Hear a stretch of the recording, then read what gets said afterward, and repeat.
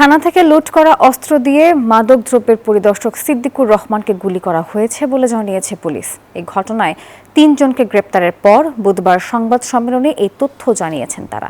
গত ২ মার্চ ওয়ারীর সায়দাবাদ এলাকায় মাদকের পরিদর্শক সিদ্দিকুর রহমানের পায়ে গুলি করে পালিয়ে যায় সন্ত্রাসীরা। পরে সিসি ফুটেজ এবং তথ্য উপাত্ত বিশ্লেষণ করে এই ঘটনায় জড়িত ৩ সন্ত্রাসীকে গ্রেপ্তার করা হয়। বিকাশ পেমেন্টে ১০,০০০ টাকার বেশি অফার, শপিং চলছে তো। তাদের কাছ থেকে পুলিশের লুট হওয়া অস্ত্র ও গুলি উদ্ধার করা হয়েছে। এরা মাদক সেবী বাট মাদক ব্যবসায়ী না, মাদক সেবী এবং তারা অস্ত্রধারী সন্ত্রাসী।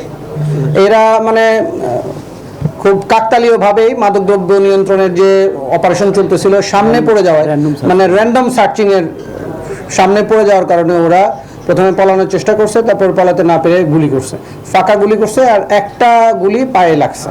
এটা তাদের টোটাল 5 রাউন্ড গুলি করছে। এটা এমটি কার্ডে আমরা 5টা পাইছি এবং 5টা ফায়ার হয়েছে।